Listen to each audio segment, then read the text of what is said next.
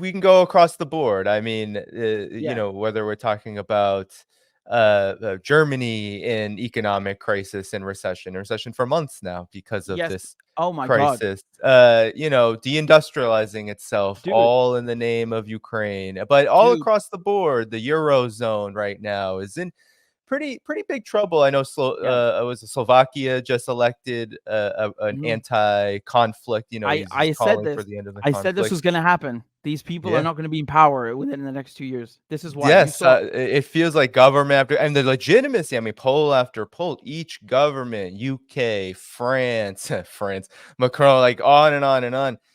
Yeah. The European governments are declining in legitimacy. The European Union is declining in legitimacy. The economic situation is very poor, and yet they're the ones who are going, perhaps at least, especially in the realm of public relations. We know the United States is the master here, but in terms of Mhm. how they push things, the fact that the UK had the gall, the new defense secretary had the gall to even mention the idea of sending British troops and Shame. operatives to train Ukrainians at a point where it seems like most of the world and even the United States kind of has an inkling that this conflict is not going to accelerate right now, that it looks like the counteroffensive is on Yeah. its last legs, if not dead.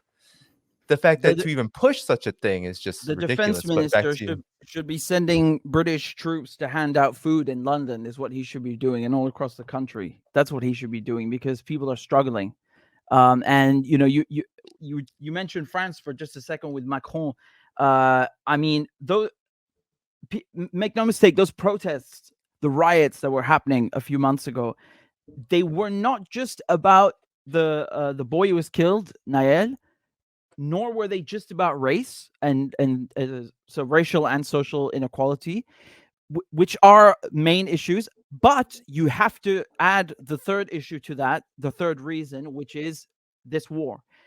People are doing really, really badly right now, and that's one of the reasons you had the protests. And how do I know this? Because you can look at the last couple of years. You said you had protests through with the yellow vests, right? And then with the mandates, and it's always like you always have with these protests that I mentioned, multiple groups coming together, who don't really necessarily have anything in common, or they're from opposing sides of the political spectrum, and that kind of shows you how these issues are impacting everybody. And poverty is a real thing. The price of food going up. This is a real issue. I know it's not like an issue in for Grant or whatever the hell his name is. I forgot. I don't even care to know. The new defense minister that we have, and or AOC, or who can all just claim these as part of their expenses and get them paid for by everybody else. I know for them it doesn't matter, and for Bernie Sanders, who's now, I'm pretty sure you saw that tweet where he's saying like, I want to see aid for Ukraine. Why don't you aid your own goddamn constituents? Why don't you do that? I'm pretty sure you're going to find at least one who's not doing well and needs help. I'm pretty sure.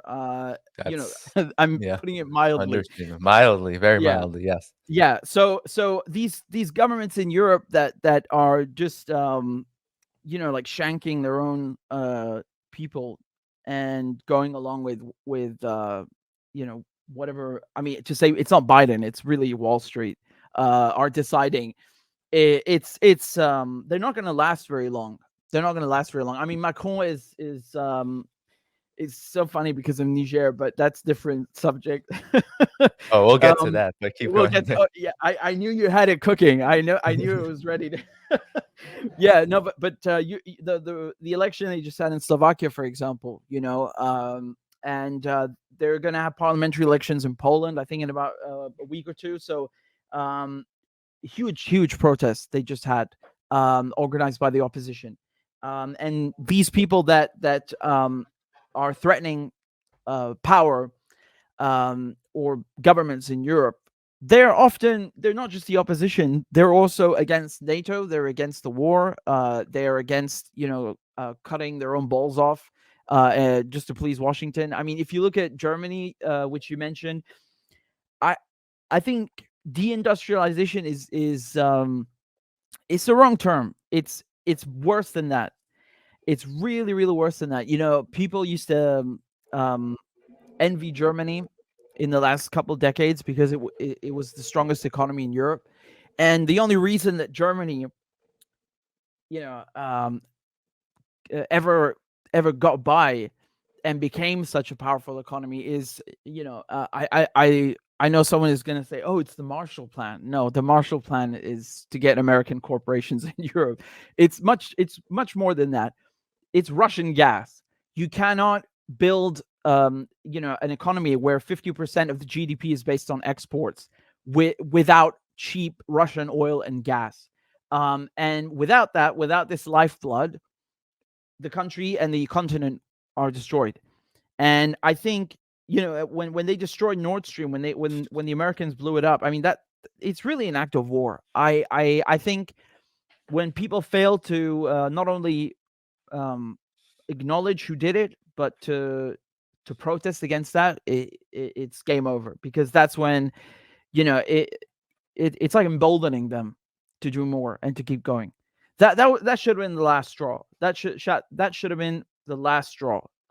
Because this is a symbol of not just economic partnership, but it's meant as a remedy to what happened in World War I and II. You know, that, okay, like, we're not going to kill each other. We're going to have not just trade, but, you know, a really expensive piece of infrastructure, a literal bridge, an actual bridge between us that gives us incentive not to fight with each other and to grow each other and help each other, and you know, nurture our economies.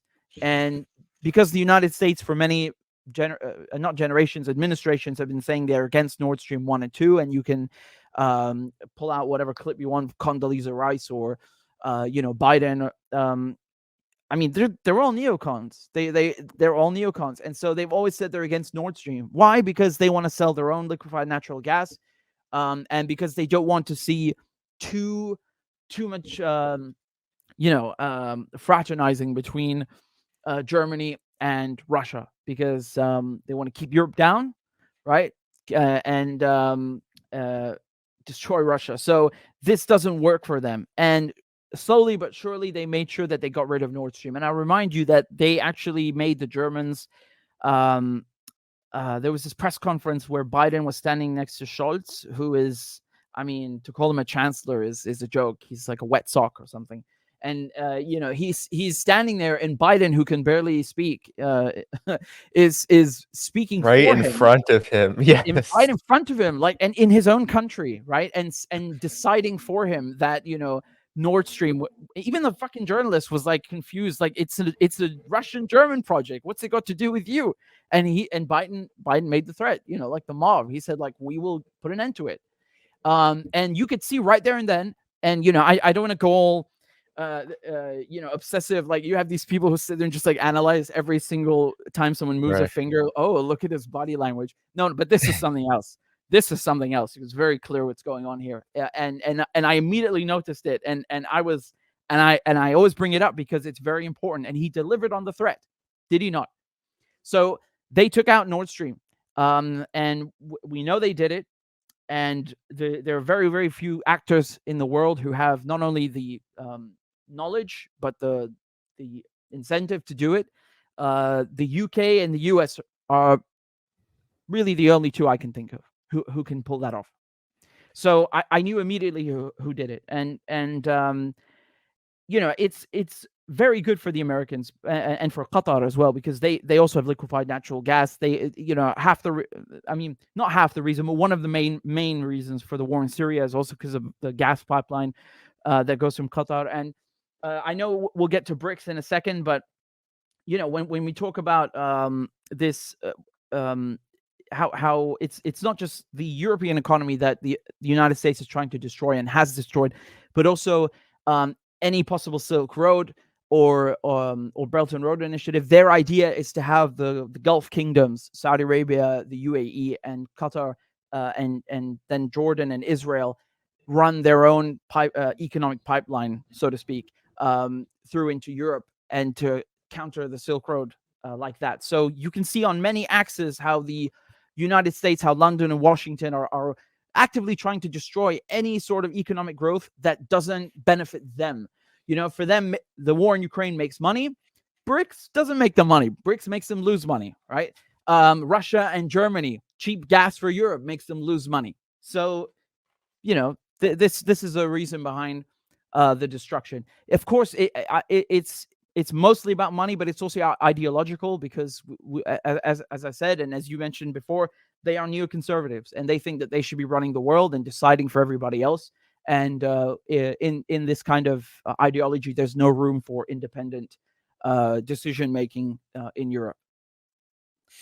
Well, when you mentioned Biden's, when he said that in February 2022, and we can quickly listen to it, but Yeah. I wanted to just, before we do, just say, when it happened, perhaps some those with naivete, like on high, could be like, well, there are many ways you can shut down a pipeline, right? You can politically push Germany to just not get it going because it hadn't yet launched. Number two had not yet, been operative yet.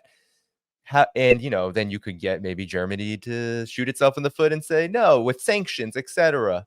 However, it then happened. So it Right. happened. Then it was blown up. So it's obvious that everything was on the table. We know what Seymour Hersh said in terms of sources, his source telling him that this was planned well before the Ukraine conflict. And it really is an active war on Germany. And just listen to how Biden talks. This is what he had to say. If Russia invades, that means tanks or troops crossing the border of Ukraine again. Then there will be no longer a Nord Stream 2. We will bring an end to it. How will you do that exactly, since the project and control of the project is within Germany's control? We will. I promise you, we'll be able to do it. I mean, That's it. I promise you, we will be able to do it. This is in front. Olaf Scholz is right there. Right next to him. Right there. Yeah. This is Again, this is a joint conference. You don't need Seymour Hersh to figure this out, but it does help. So I'll also add one thing, that the reason Nord Stream 2 has not been operable yet is because they obviously needed to complete the verification process. It's Germany, so it's very bureaucratic, and it was delayed because of the United States. But it was finally done, and then they used the sanctions as a pretext. And remember, the war started February 22nd. February 24th on 2022. It's on February 22nd, so 2 days before the war began, where they canceled it. Russia had not invaded Ukraine, and they canceled it. So right. There was a whole lot of bluster, right? Russia's mobilizing troops. We need, and then lethal aid was sent to Ukraine because it could happen any moment. Intelligence, and then Germany said, "All right, we'll bite the bullet for the U.S."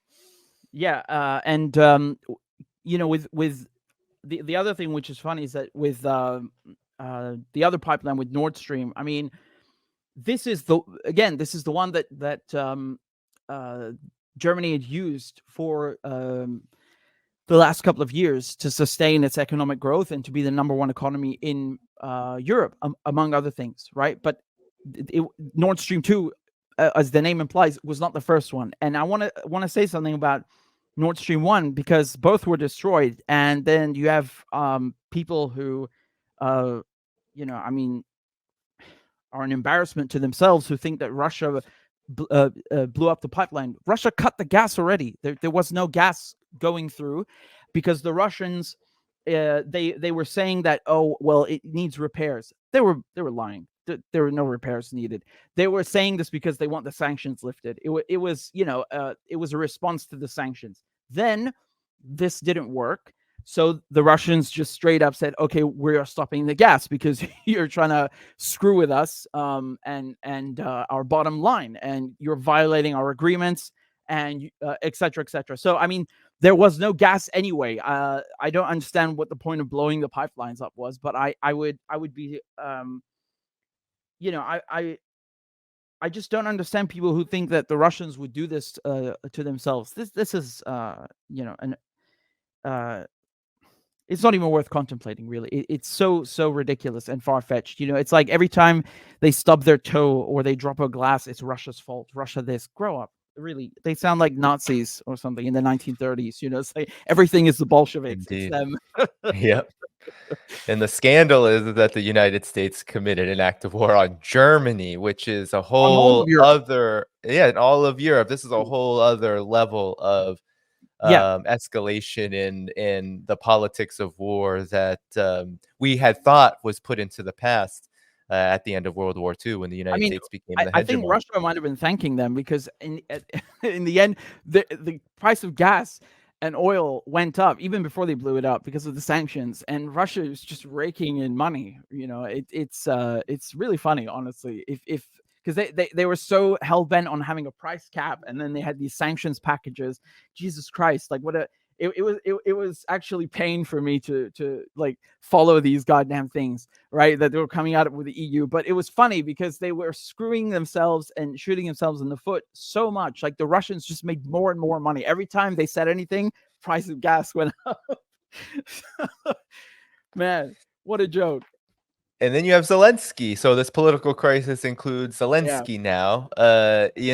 We have, for the entirety of the conflict, been bombarded with propaganda about how Zelensky is this leader of democracy. Look how strong he is. Oh, yeah. You remember early in the conflict, first 6 months to a year or so, all we got was, look at his fatigues. He's so courageous. He's on the battlefield. He's the leader that we always wanted. But you're a student of neocolonialism, Richard, and it was always quite clear that he was the mouthpiece and the puppet of the United States and of NATO. Now, though, a lot has changed for Zelensky. He came to Washington. He came to the UN. New York Times was publishing, hey, Zelensky, you got to be grateful to your masters. You need to talk to them in proper tone, maybe put on a suit once in a while. And then he ended up doing the exact opposite. He lectured at the UN. We need more. We need more. He went to Washington, got the cold shoulder from Congress. It was all closed doors. And now there is rumblings of an election, which seems to be a move. The United States has been pushing this ever since, I think, Blinken went to, I think it was earlier in September, he went to Kiev, and suddenly they were talking about, hey, maybe you should hold an election, which is crazy to me because they let Zelensky ban everybody. Yeah. The entire opposition, every political party that said any little thing critical about Zelensky's regime, banned. And now the United States is pushing elections. And then you have Zelensky's wife go on 60 Minutes and say, if he runs, we don't know if Ukrainian society will want him. I'll support him either way. It just doesn't feel like the fire is there. It's like when your bread is starting to go moldy, and you think you take out one and you're like, oh, everything will be fine, and the whole batch goes bad. That kind of feels like what's happened to Europe. It's they thought they were on top. Everything they were doing to Russia was going to work in regards to this conflict.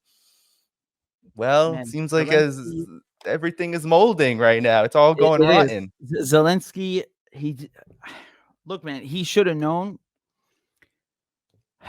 When you dance with the devil, you don't get to choose the tune. I just coined that. Yeah. No, look, man, they're done with you. They get to choose when they're done with you. And every time, this is what happens. Look at the Kurds and the United States. Like, they always use them. I can give you 2019 as an example.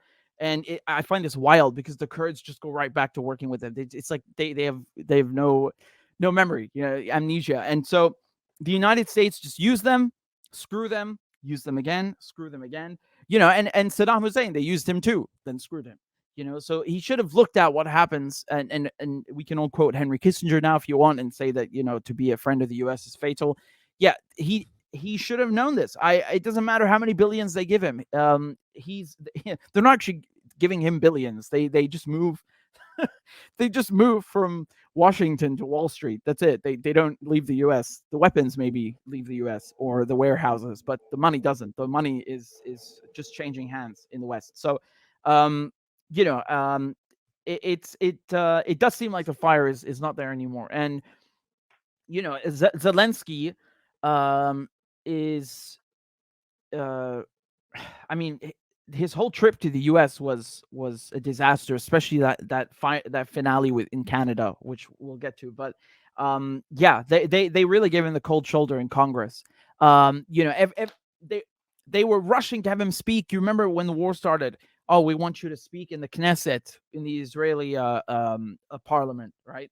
And then that was also in its own episode, because he then, he's Jewish, and he was basically saying that, like, you're causing another Holocaust by not giving me weapons, and he even managed to piss them off, which, I mean, and then he spoke in the Bundestag, right? And then I think he wanted to speak in the Austrian parliament in Vienna, and they told him we're a neutral country, so fuck off. And I mean, I will say that was a good thing, because, like I said, they're a neutral country, but they did raise an Israeli flag in May 2021 when Israel was pounding Gaza on top of the chancellery. So I don't know how neutral they are when they want to be, And then he went and spoke in England, and in Parliament, in the House of Commons, and they were having him everywhere. And now they're giving him the cold shoulder. And like you said, this stuff that they were saying in the New York Times and so on. And I think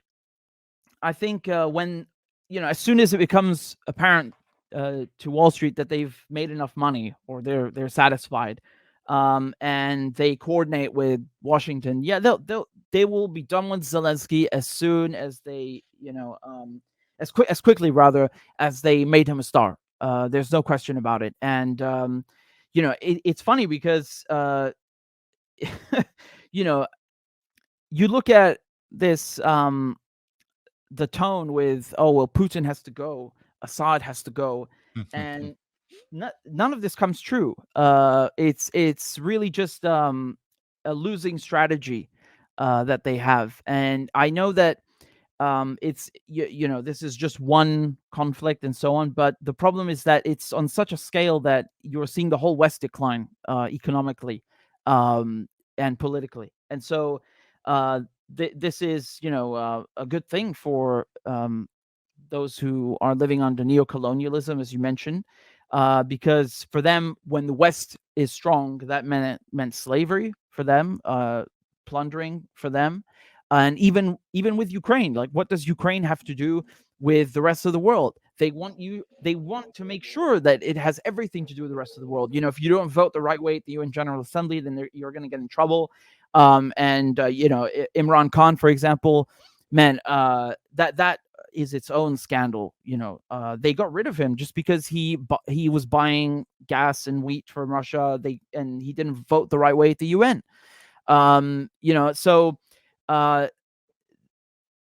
if you look at the grain deal with this grain corridor, I mean, this made me so angry as well, because they are making African countries, or Yemen, for example. Yemen gets a lot of its food from, a lot of its grain from Ukraine and from Russia. And so the war impacted Yemen. Like, everything bad that happened to Yemen, they had. So, the oil embargo from Saudi Arabia, the war that's been going on for years, not only were they making money from that, Trump was there flashing this giant card with MBS and selling him hundreds of billions, but you have to imagine all of this, and then on top of that, what they're trying to do in Washington, what they're trying to do in London, with this NATO proxy war, hitting Yemen again on the head, and not only the food not coming in, but the prices going up, on top of the inflation. It's really horrible. And so